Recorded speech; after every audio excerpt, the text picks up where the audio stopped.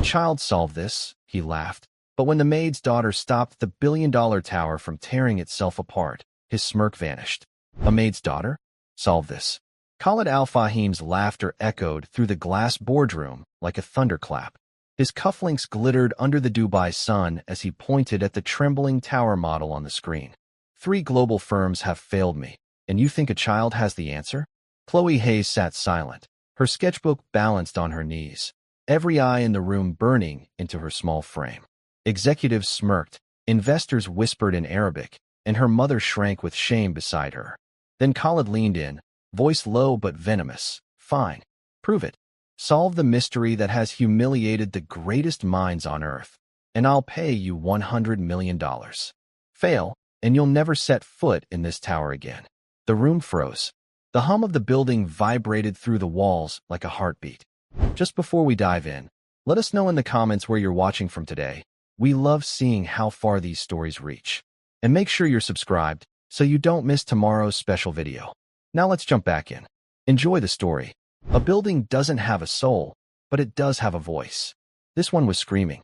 And in the heart of the glittering desert, in a city built on impossible dreams, only a child was quiet enough to hear it. The Oasis Tower was more than a building. It was a statement.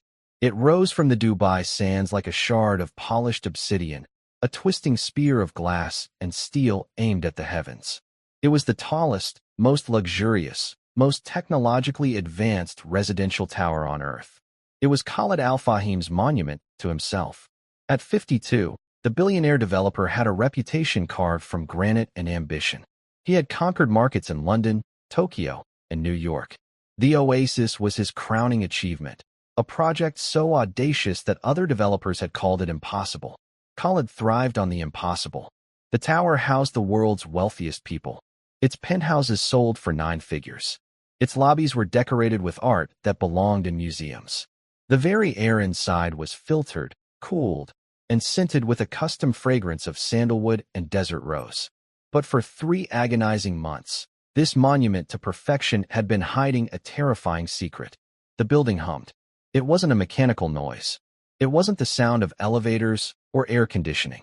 It was a deep, resonant hum that vibrated through the very structure.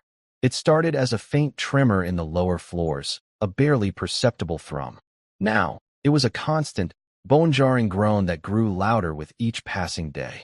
It was a sound that frayed nerves and shattered peace. Wealthy residents complained of migraines and sleepless nights. Crystal chandeliers swayed on their own. Hairline cracks appeared in the Italian marble floors. A $10 million plate glass window on the 87th floor had spontaneously shattered, raining microscopic daggers of glass onto a vacant terrace below. The Oasis was sick, and the sickness was spreading. Jessica Hayes knew every inch of the tower's glistening floors. For the past 2 years, she had pushed her cleaning cart through its silent, opulent hallways. She was a ghost in this palace of wealth, visible only when a smudge appeared on a surface. At 41, her hands were chapped from chemicals and her back ached with a fatigue that never truly left. But her smile was always gentle, her movements always discreet. She was the best at what she did, which was to be invisible. Her official title was Residential Services Associate. The residents, when they acknowledged her at all, called her the help. She mopped floors, polished fixtures, and cleaned apartments bigger than the house she had grown up in. She endured the quiet indignities of her job with a grace born of necessity. That grace was for her daughter. Chloe was 12 years old, with hair the color of pale corn silk and eyes the color of a summer sky. She was a quiet, observant child. While other children her age were absorbed in video games and social media, Chloe was absorbed in the world around her. She carried a worn sketchbook and a set of drawing pencils everywhere she went. After school, she would sit quietly in a corner of whichever palatial apartment her mother was cleaning, sketching the city below or the intricate patterns in a Persian rug. She was as invisible as her mother, a small, silent shadow in a world that wasn't meant for her. But Chloe noticed things. She noticed the way the security guard's shoulders tensed when the humming grew louder.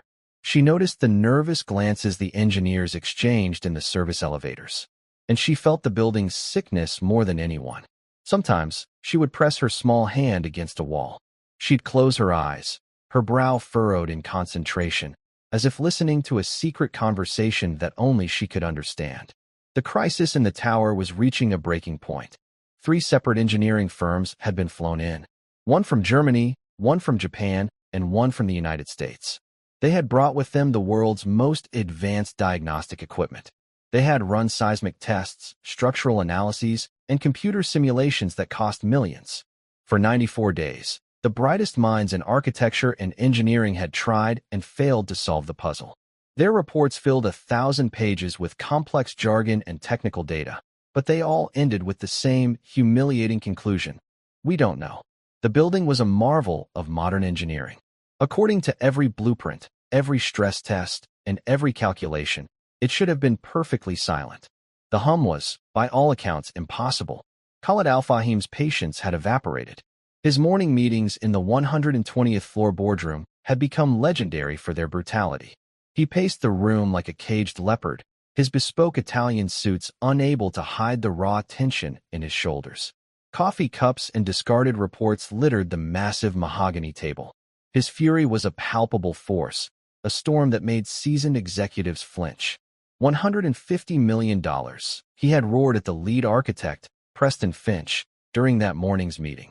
That is the value of the contracts I have lost this month. Residents are breaking their leases. New buyers are backing out. The world press is calling my masterpiece the humming tower of terror. This building is becoming a global joke, and you sit here with your useless charts and tell me you need more time. Preston Finch, a celebrated architect from a prestigious Boston firm, sat frozen. His 6-figure salary, his awards, and his Ivy League education meant nothing now. He and his team had tried everything. They had blamed underground water tables, faulty construction materials, even atmospheric pressure. Each theory had been meticulously tested and proven wrong. The hum remained, a defiant mystery that mocked their expertise. The pressure was immense. The building's insurance underwriters were threatening to revoke their policy. The city's Building Safety Commission was considering a mandatory evacuation. Khalid wasn't just losing money, he was losing face. His reputation, the thing he valued above all else, was being destroyed by a sound he could not silence. In the midst of this chaos, Jessica and Chloe continued their quiet routine. That afternoon, Jessica was tasked with cleaning the executive boardroom after the disastrous morning meeting. Chloe sat in a leather chair by the window, sketching the distant, shimmering line of the sea. She was supposed to be doing her homework, but the building was particularly loud today.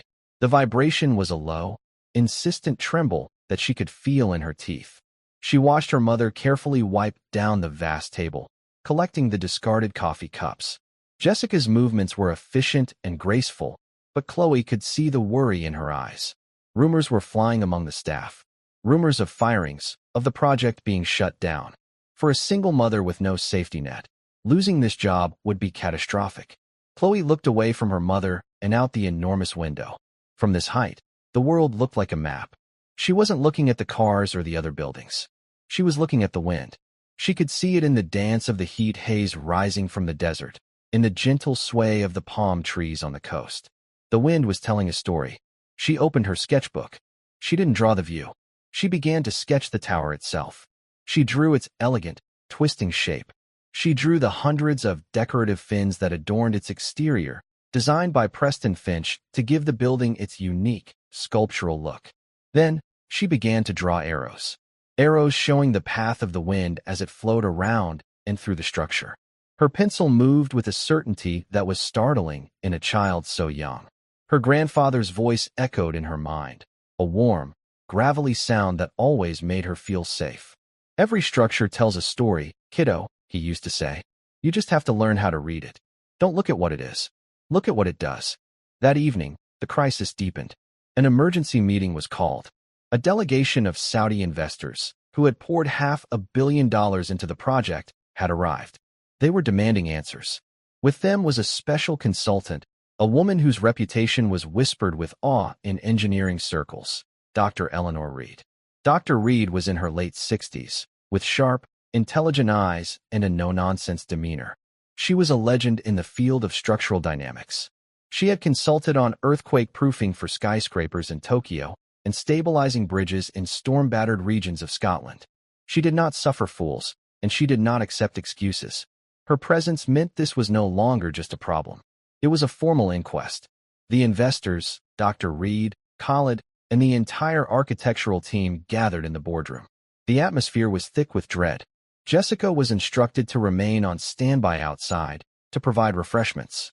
Chloe sat with her, reading a book, but her attention was focused on the low, powerful hum that seemed to be coming from the heart of the world. Inside the boardroom, Preston Finch presented his team's latest, desperate theory. He spoke of resonant soil frequencies and seismic microtremors, his voice strained with a confidence he did not feel. Dr. Reed listened patiently, her expression unreadable. Then, she asked a simple question. Have you accounted for the von Karman vortex street effect in your aerodynamic models? The room fell silent. Preston Finch blinked. His team exchanged confused glances. It was a complex principle of fluid dynamics, something most architects only studied briefly in university. It had been dismissed early on as irrelevant. We considered it, Finch stammered, but the simulations showed a negligible impact. From her seat in the hallway, Chloe's head snapped up. She had heard that phrase before, in one of her grandfather's old, dusty textbooks. It was about the way wind behaved when it hit a cylindrical object, creating vortices or little whirlpools of air. She looked down at her sketchbook, at the arrows she had drawn. Suddenly, just as Dr. Reed was about to speak again, the building gave a violent shudder. A collective gasp came from inside the boardroom. The lights flickered. A long, spiderweb crack shot across one of the massive windows, stopping just inches from the center pane. Panic erupted. The investors shouted in Arabic. Preston Finch's team stared in horror at the cracked window. Khalid Al-Fahim stood up, his face a mask of cold fury.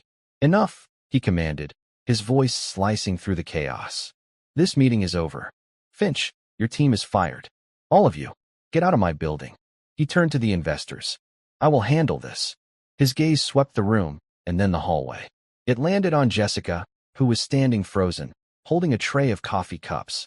His eyes, full of rage and humiliation, then moved down to the small, blonde girl sitting beside her.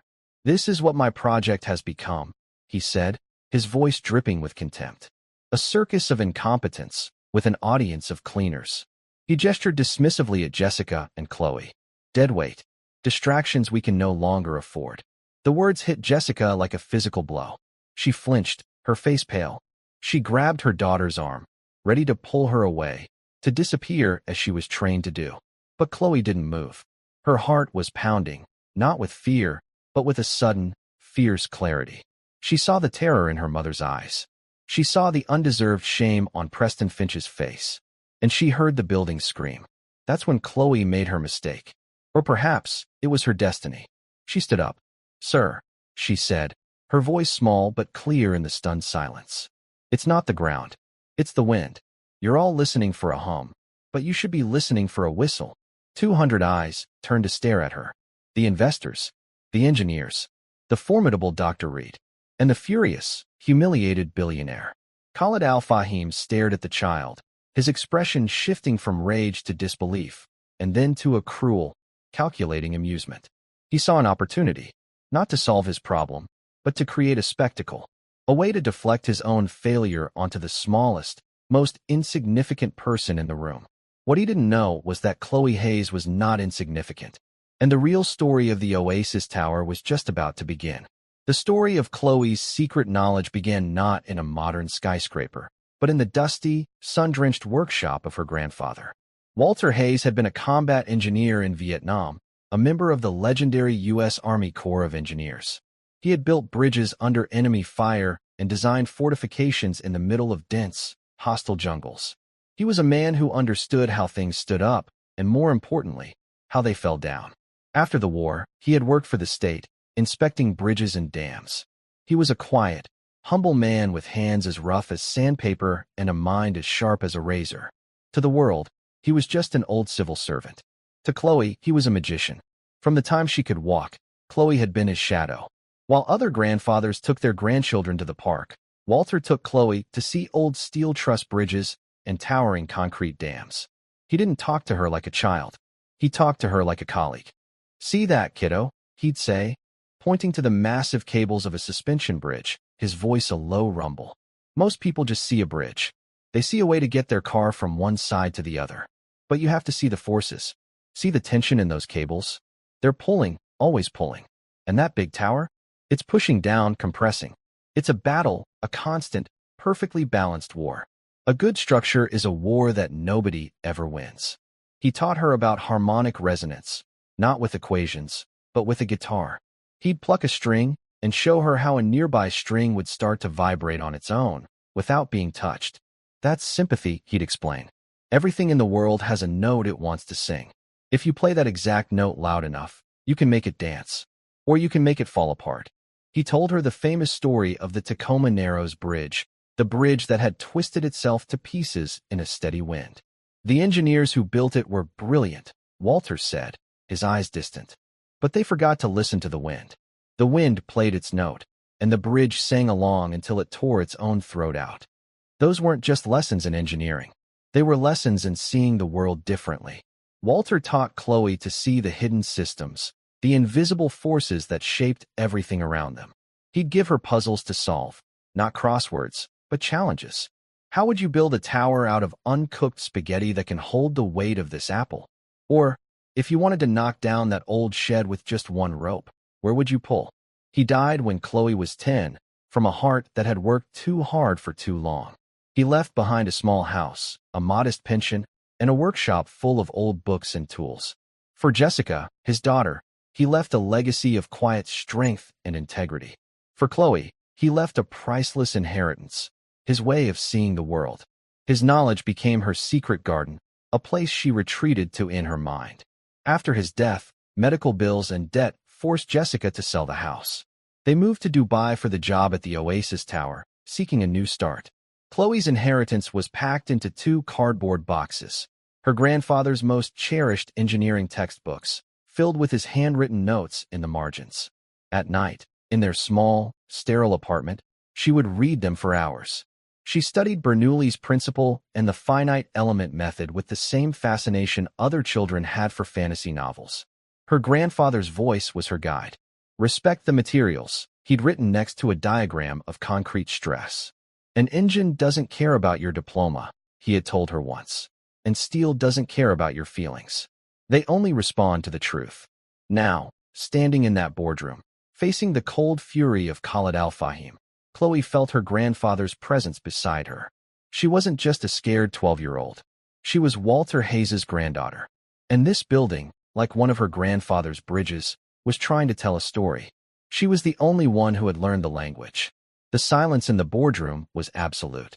Khalid Al-Fahim walked slowly toward Chloe, his expensive leather shoes making no sound on the thick carpet.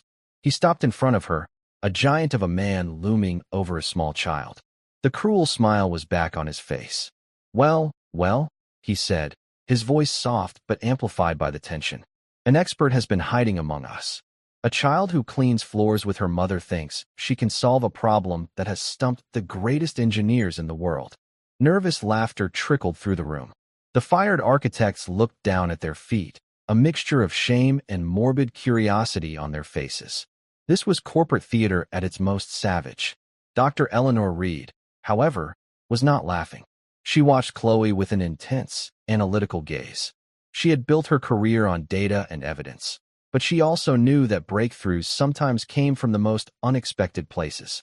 There was something in the girl's eyes, not arrogance, but a startling, unshakable certainty. She uncapped her fountain pen.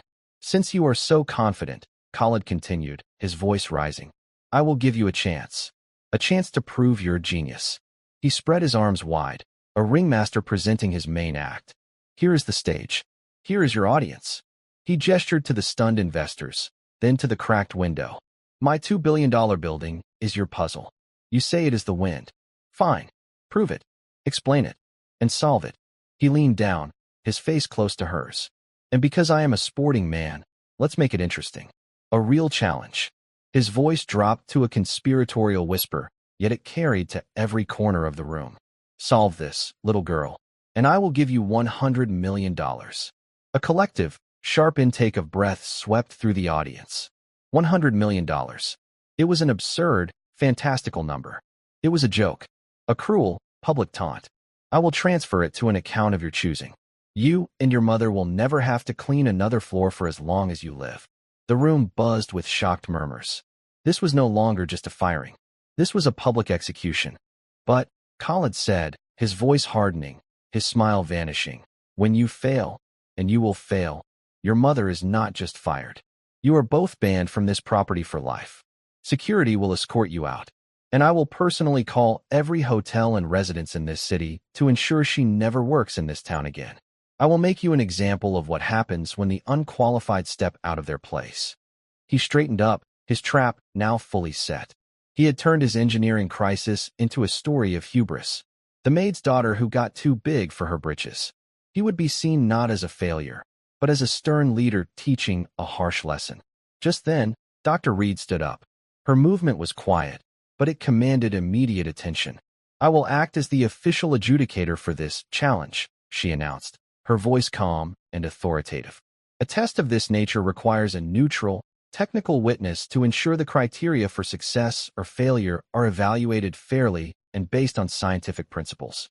Khalid's smile faltered for a fraction of a second. He hadn't counted on this. Dr. Reed's involvement gave the ridiculous spectacle an air of legitimacy. It was no longer just a cruel game. It was a formal, albeit bizarre, technical evaluation. One of the Saudi investors, a senior prince, nodded slowly. "An excellent proposal, Doctor. We are very interested to see this unconventional approach to problem solving." The narrative was slipping from Khalid's grasp. It was too late to back down. "Fine," he snapped, his anger barely concealed. "Dr. Reed can witness your failure. But we are adding one more condition." He pointed to the boardroom's advanced video conferencing cameras. "We will live stream this. We will broadcast this on our company's social media channels. The world came to see the launch of my perfect building. Instead, they will see a lesson in humility. Let the world watch what happens when a child's fantasy meets engineering reality." Within minutes, the tech team had the stream running. The company's LinkedIn, Twitter, and YouTube accounts were live. The title of the stream was simple and brutal: "An Unqualified Opinion, the $100 million Challenge." Chloe stood motionless through it all. She wasn't thinking about the money or the humiliation. She wasn't thinking about the thousands of people who were now watching her online. She was thinking about the Tacoma Narrows Bridge. She was thinking about her grandfather's guitar. She was listening to the building sing its deadly note. Dr. Reed walked over to Chloe, her sensible shoes making soft sounds on the floor. She knelt down slightly, so she could look the girl in the eye. "Young lady," she said softly, her voice for Chloe alone, "you are under no obligation to do this. This is a cruel and unfair position to put you in. You can walk away right now, and no one would blame you." Chloe met her gaze. Her blue eyes were steady. "Ma'am," she said, her voice quiet but firm. "My grandfather taught me that you can't fix a problem until you respect it. Nobody is respecting this building. They're afraid of it." She took a deep breath. "It's not whistling anymore. Now it's starting to scream. And if we don't do something, it's going to tear itself apart." Dr. Reed stared at her for a long moment. She saw no fear. She saw no childish fantasy.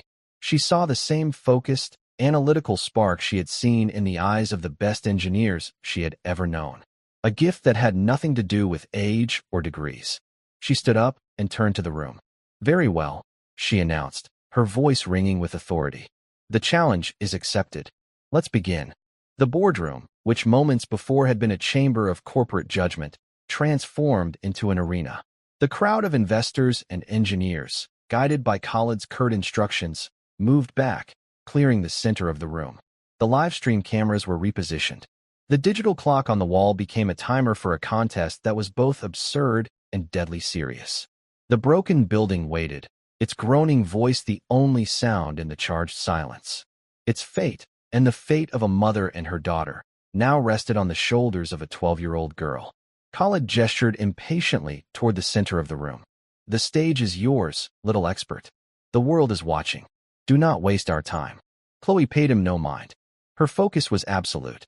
The room, the cameras, the billionaire, they all faded into the background. There was only the puzzle.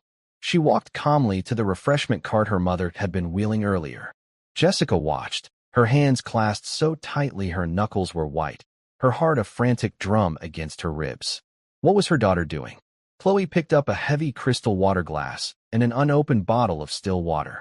She walked to the very center of the vast room, a small figure in a sea of expensive carpet. She knelt, her movements deliberate, and placed the glass on the floor. She unscrewed the cap of the water bottle and carefully poured water into the glass until it was 3/4 full. The engineers exchanged puzzled, condescending looks. Preston Finch shook his head in weary disbelief. Was this the grand solution? A child's party trick? What is the meaning of this? Khalid demanded, his voice sharp. If you are thirsty, my staff can assist you. Chloe ignored him. She pointed a small finger at the glass. Look, she said, her voice clear and calm. Everyone leaned in. The camera operators zoomed their lenses for the global audience. At first, there was nothing. The water was perfectly still. Then, as the building emitted another of its low, groaning hums, a change occurred. The surface of the water began to tremble. It wasn't a random sloshing. Tiny, concentric ripples appeared, emanating from the center of the glass in a perfect, hypnotic pattern. The ripples were fast, vibrating with a high frequency that made the water's surface look like shimmering silk. It's just a vibration, one of the junior architects muttered. We've known the building is vibrating for 3 months. No, Dr. Reed said. Her eyes narrowed in concentration. She took a step closer. Look at the consistency. The wavelength is almost perfectly uniform. This isn't chaotic structural shaking. This is the frequency. Chloe looked up at Dr. Reed, a flicker of acknowledgement in her eyes. It's a note, Chloe confirmed. The building is playing a note. You can't hear it properly because it's too high, and it's buried under the low rumbles of the whole structure shaking. It's like a dog whistle. The sound that's hurting the building isn't the big hum everyone hears. The hum is just the symptom. The disease is the whistle. A murmur of intrigued speculation went through the room. The concept was so simple, yet so contrary to all their complex analyses. They had been searching for a beast and had missed the mosquito. A whistle. Khalid scoffed, though his voice had lost some of its booming certainty. This is not a school science fair. Do you have any proof? Any data to support this childish theory?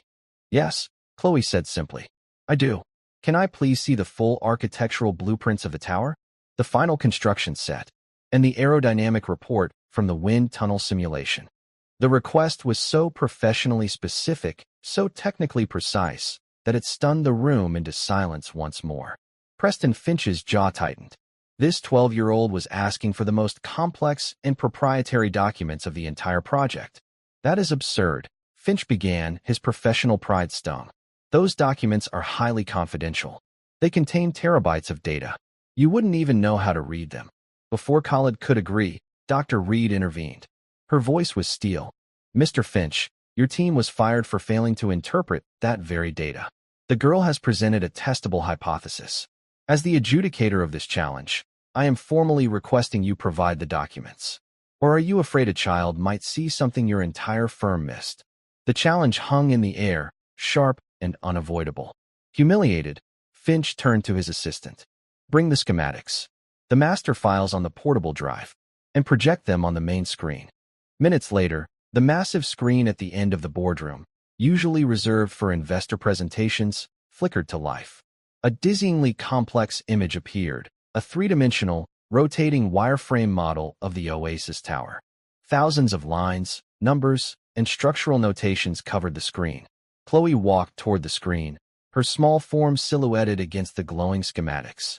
She asked the technician to isolate the exterior shell and the aerodynamic stress charts. She scanned the complex data, her eyes moving with a speed and comprehension that was unnerving. The engineers, who had spent months poring over these same charts, watched in baffled silence. To them, it was a familiar sea of data. To Chloe, it was a storybook she knew by heart. There, she said, pointing to a section of the report. The data showed airflow patterns around the middle third of the tower, where the wind speeds were highest. Your wind tunnel test was right, but you were looking for the wrong thing. You were looking for lift and drag, for overall structural stress. You weren't listening. She turned to face the room. My grandfather built bridges. He told me that when wind hits a wire, it sings. If you have a lot of wires, all tuned the same, the wind can turn them into a harp. A very, very powerful harp. She looked back at the screen and asked the technician to zoom in on the tower's profile. "These fins," she said, pointing to the hundreds of elegant, blade-like structures that ran vertically up the building's sides. Mr. Finch designed them to make the building look beautiful, like a sculpture. But he did his job too well. She traced a line with her finger on the screen. They are perfectly spaced. Every single one is exactly 2.8 meters from the next. They are identical in shape, size, and tension. They are perfectly uniform. She turned to face the stunned architects. "You didn't build a skyscraper," she said, her voice filled with a sudden, profound gravity. "You built the largest flute in the world." The room was utterly still. Dr. Reed stared at the screen, then at Chloe, a look of dawning, brilliant comprehension on her face. She began scribbling furious calculations in her notebook. Chloe continued, her voice echoing her grandfather's lectures in his dusty workshop. "It's called aeolian vibration. When the wind from the desert, which is very steady here, blows past these fins at a certain speed, it creates vortices, little whirlpools of air. These vortices create a pulse, a vibration, a note. Because every fin is identical, they all start to vibrate at the exact same frequency. They sing the same note. It's a high C sharp, if you could hear it." She pointed back at the glass of water, where the ripples were still shimmering. "That's the note, right there. It's a very high frequency. Alone, it's nothing. But hundreds of them, all singing together, create harmonic resonance. They are amplifying each other, feeding back into the building's main structure. The entire tower is a giant tuning fork, being played by the wind." The science was so pure, so elegant, that it was undeniable. The impossible hum was not impossible at all. It was a predictable, textbook phenomenon that had been hidden in plain sight, concealed by its own aesthetic perfection. The flaw wasn't a mistake in construction. The flaw was the design itself. Khalid Al-Fahim stared at the screen, his face pale. The architect, Preston Finch, sank slowly into a chair, his head in his hands. He had been so proud of those fins. They were his signature, the element that had won him the design award. And they were the very thing destroying the building from the inside out. An engineer finally spoke, his voice trembling with excitement and shame. "So what do we do? We'd have to remove every fin on the building? That would take years. It would cost hundreds of millions of dollars. We'd have to close the tower." Khalid looked like he was going to be sick. The proposed solution was as catastrophic as the problem. "No," Chloe said quietly. "You don't have to do that. That's the hard way. My grandpa always said the best solution is the simplest one you haven't thought of yet." She walked back to the screen. "You don't have to stop the music. You just have to change the song." She asked the technician to bring up a close-up rendering of a single fin. It was a sleek, aerodynamic blade of carbon composite. "The problem is the perfect, uninterrupted flow of air over the edge. If you disrupt that flow, you disrupt the vibration. You break the harmony." She took a dry erase marker and walked up to the massive screen. With a steady hand, she drew a small, simple shape on the leading edge of the fin. It looked like a small, narrow strip or a spoiler. "You need to install these," she explained. "Small metal or composite baffles. They only need to be about 2 centimeters tall and run the length of the fin. You don't put them on all of them. You create a non-uniform pattern. You put one on the first fin, skip 2. Put one on the fourth, skip 1. You make them random. This will break up the airflow. It will create microturbulence. Each fin will start to vibrate at a slightly different frequency. They will no longer sing in tune. They will cancel each other out." She put the cap back on the marker. "The whistle will stop. And when the whistle stops, the hum will disappear. The building will go quiet." The solution was breathtakingly simple. It was not about brute force or deconstruction. It was about a subtle, intelligent disruption. It was an $80 fix for a $200 million problem. It was the kind of brilliantly practical wisdom that came not from a university classroom, but from a lifetime spent understanding how the real world actually worked. The boardroom was silent for a full minute. The engineers stared, their minds racing, running the calculations, seeing the undeniable logic. The investors murmured to each other in Arabic, their expressions a mixture of shock and profound admiration. Jessica stood by the wall, tears streaming silently down her face.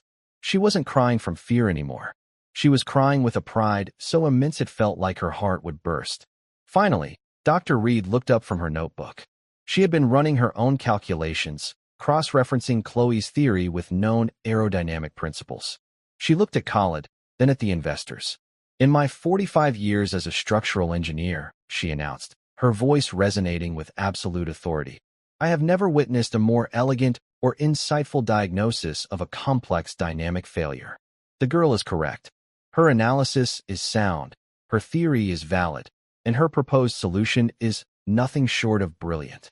She turned to Chloe, and for the first time, a warm, genuine smile touched her lips. "Walter Hayes would have been very, very proud of you." The live stream chat, which had been a torrent of mockery and sarcastic comments, had gone completely silent, then exploded into a frenzy of awe. Screenshots of Chloe's explanation were being shared across the globe. The title of the stream, "An Unqualified Opinion," was now a staggering, global irony. Khalid Al-Fahim stood as if turned to stone. His face was a canvas of warring emotions: fury at his own public humiliation, disbelief at the impossible scene unfolding before him, and a dawning, terrifying respect for the child he had tried to crush. He had staged a public execution, and instead, he had presided over a coronation. "Run a simulation," he finally choked out, his voice a hoarse whisper. He pointed a trembling finger at one of the stunned engineers. "Now, model her solution. I want to see the numbers." The engineering team, jolted back to life, scrambled to their laptops.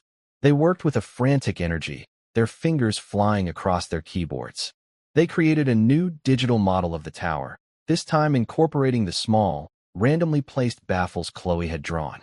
They ran the simulation, applying the same wind speed data that had previously caused the catastrophic harmonic resonance. The entire room, and the thousands watching online, held their breath. They watched the data stream across the main screen. The harmonic frequency charts, which before had shown a massive, terrifying spike in the C-sharp range, now showed nothing, just a flat line. A gentle, chaotic scattering of tiny, insignificant vibrations. Silence. The lead engineer took off his glasses and rubbed his eyes, as if he couldn't believe what he was seeing. It works," he stammered, his voice filled with wonder. "The resonant frequency is gone. It's completely neutralized. The solution is 100% effective." The room erupted. The investors cheered and applauded. The engineers, their professional jealousy replaced by pure admiration, joined in. Dr. Reed was beaming, clapping her hands with genuine delight. It was a moment of pure, intellectual triumph. In the center of it all stood Chloe, a small, calm island in a storm of celebration. She looked past the cheering crowd, her eyes finding her mother's. Jessica rushed forward, wrapping her daughter in a fierce hug, burying her face in Chloe's pale blonde hair, her quiet sobs the only sound of dissent in a room full of joy. Khalid Al-Fahim watched them. He watched the mother holding her child, the two of them a world unto themselves. His $2 billion tower had been saved. His reputation, however, was in ruins. He had been proven a fool on a global stage. But as he looked at the quiet dignity of the girl who had bested him, another feeling began to surface, something more complex than anger or shame. It was a feeling of profound, humbling awe. The challenge was over. The puzzle was solved. But the reckoning was just beginning. He had made a promise in front of the entire world. A promise of $100 million. And now he had to pay. The applause eventually subsided, replaced by a thick, expectant silence that was heavier than the tower's oppressive hum had ever been. The elation of the solution evaporated, leaving behind the stark reality of the promise. Every eye in that room, and the thousands still glued to their screens around the globe, turned to Khalid Al-Fahim. He stood alone, a solitary island in a sea of his own making, his face an unreadable mask of granite. The world's most expensive IOU had just come due, and the creditor was a 12-year-old girl in a simple cotton dress. He had two choices, both of them a form of corporate suicide. He could pay the $100 million. The sum itself, while staggering, was manageable, a painful but not a fatal wound to his vast fortune. But the cost to his pride would be incalculable. It would be an eternal monument to his own failure, a story told with relish by his rivals for decades to come. He would be rewarding the child who had, in the space of an hour, single-handedly exposed the gilded incompetence of his entire hand-picked, multi-million-dollar team. Or he could refuse. His legal department was a legion of the sharpest, most ruthless minds in the world. They could tie this up in court for years. They could argue that the challenge was a moment of duress, a non-binding piece of corporate theater, an unenforceable, hyperbolic statement. He would save the money. But his word, the bedrock upon which his empire was built, would be shattered. In the high-stakes world of global finance and development, a man's word is his bond. Breaking it to a child on a live international feed would not be seen as shrewd business. It would be seen as pathetic. He would be branded forever as the bully billionaire who cheated a little girl. His gaze fell on Jessica, who had instinctively moved to stand in front of her daughter, her hand a protective shield on Chloe's shoulder. He saw the terror in the mother's eyes, a fear born of a lifetime of powerlessness. But beneath it, a new fire was kindling, a steely resolve he had not seen before. He then looked at Chloe. The girl met his stare without flinching. There was no triumph in her eyes, no avarice, no childish glee at the prospect of a windfall. There was only a quiet, unnerving calm. She had come to solve a puzzle, to silence a scream that only she could truly hear. The money was his complication, not hers. Her work was done. The silence stretched. Rashid, his ever-loyal assistant, took a half-step forward, ready to intervene, to escort his boss from the room, to manage the fallout. But Khalid waved him back with a sharp, almost imperceptible gesture. This was a debt he had to settle himself. Slowly, each step feeling as heavy as a block of concrete, Khalid walked across the room. The cameras tracked him, their lenses like the eyes of predatory birds. He stopped directly in front of mother and child. The vast difference in their stations, the titan of industry and the cleaner's daughter, had never been more stark, yet the balance of power had never been more uncertain. "You have a name?" he asked, his voice low and gravelly, stripped of its usual booming authority. "Chloe," she said, her own voice clear and steady. "Chloe Hayes." He gave a short, sharp nod, as if committing the name to memory. He turned his head slightly, his eyes finding his personal assistant in the crowd. "Rashid," he commanded, his voice regaining a sliver of its familiar power. "Get Minister Al-Jamil from the finance office on the line." Now, Rashid, visibly relieved to have a task, fumbled for his phone. A wave of murmurs rippled through the room. The investors leaned forward. This was it. Tell the minister to set up a trust. A blind trust, administered by the Swiss National Bank. Khalid's voice was crisp, decisive. The beneficiary is to be registered as Chloe Hayes. The principal amount will be $100 million. A collective, sharp intake of breath swept through the audience. A series of stunned gasps echoed from the laptop speakers broadcasting the live feed. He wasn't just doing it. He was doing it with unimpeachable formality. Khalid raised a hand for silence, cutting off the rising tide of astonishment. He was not finished. "The trust will be independently managed. I want no connection to it." "Dr. Reed," he said, turning to the engineer, who looked at him with a newfound respect, "I would be honored if you would agree to serve as the trust's primary overseer. Your integrity is beyond question." Dr. Reed, caught by surprise, simply nodded, a gesture of profound acceptance. "The funds," Khalid continued, his eyes returning to Chloe, "will be made available to you upon your 21st birthday, not a day before. Until then, the trust will generate enough income to cover all of your living expenses and the full, unconditional cost of your education. You may choose any preparatory school, any university, any doctoral program in the world. It will be paid for. Do you understand?" It was a masterful maneuver. He was honoring his promise to the letter, but simultaneously recasting himself. He was no longer the humbled fool, but the wise benefactor, the responsible guardian of a prodigious talent. It was not a capitulation, it was an investment in genius. A grand, public gesture of patronage. His business concluded, he turned his attention to Jessica, who stood frozen, her mind unable to process the sheer scale of what was happening. "Madam Hayes," he said, the formal address a stark departure from his earlier contempt.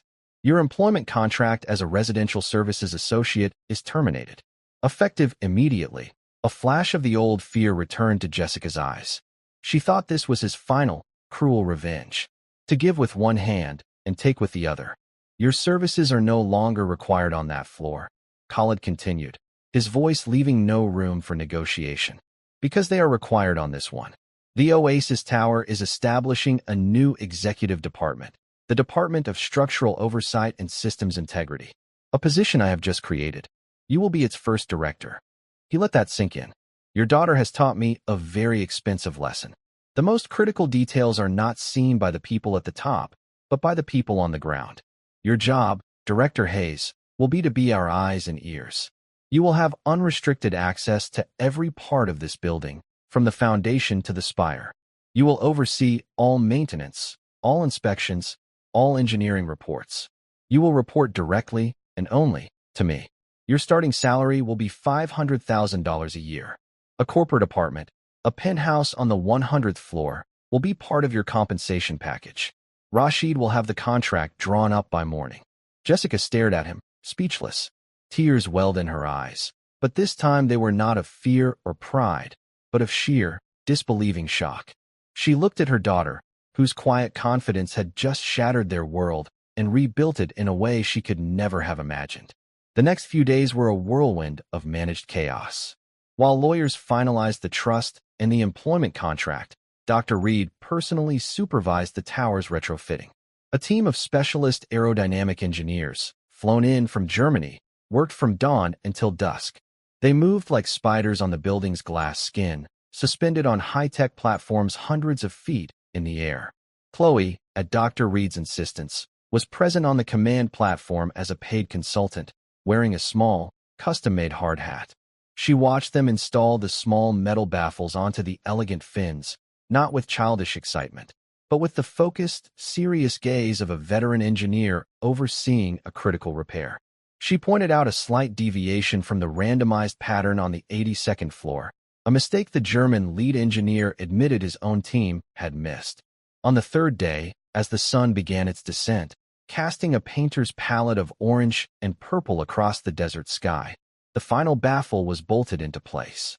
A small group had gathered once more in the now famous 120th floor boardroom to witness the moment. Khalid, a humbled but resolute Preston Finch, Dr. Reed, Jessica, and Chloe. The glass of water, now a silent celebrity in its own right, sat in its place on the floor. For 3 months, sunset had been a time of dread in the tower. As the desert air cooled and the steady evening wind rose, the humming would begin its nightly torment. They stood in a profound silence, waiting, watching, listening. The wind rose, pressing against the vast windows with a familiar, sighing force. But inside, there was only peace. The bone-jarring groan was gone. The nerve-shredding vibration had vanished. The low, insidious hum that had haunted the building was replaced by the gentle whisper of the ventilation system.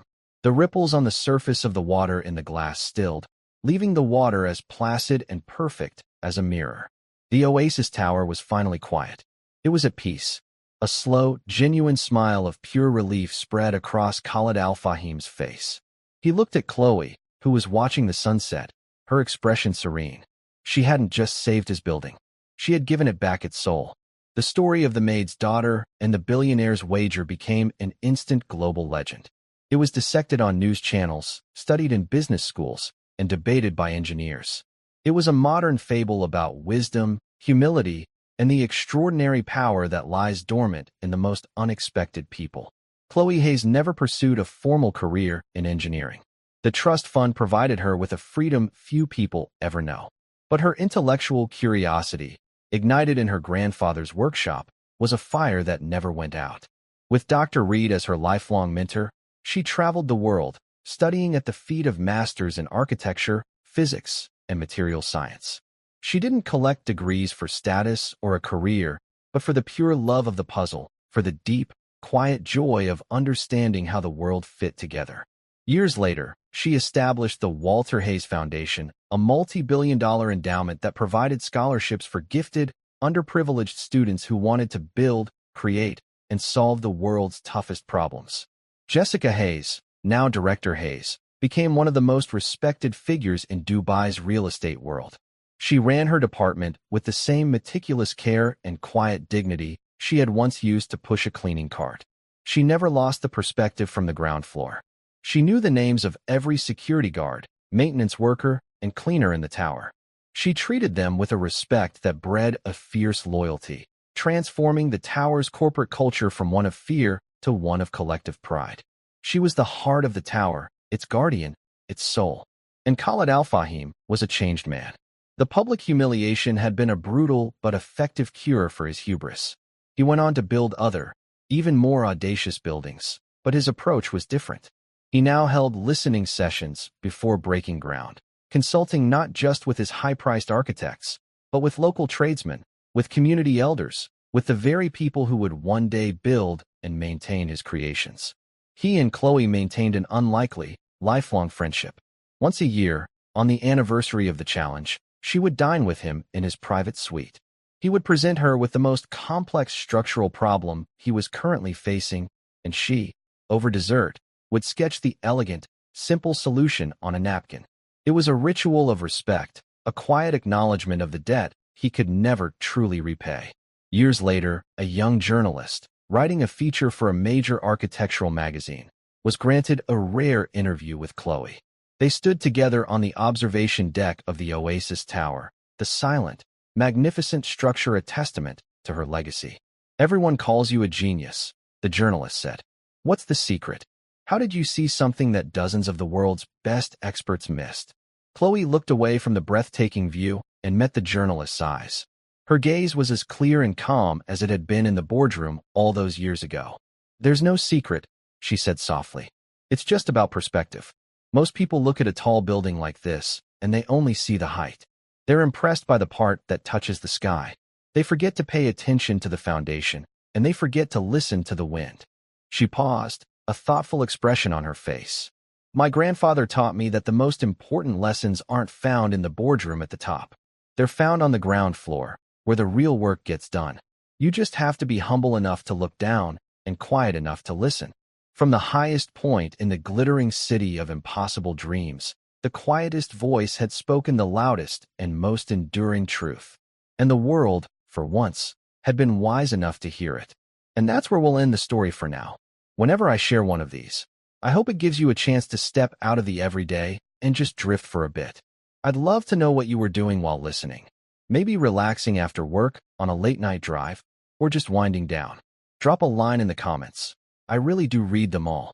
And if you want to make sure we cross paths again, hitting like and subscribing makes a huge difference. Thanks for spending this time with me.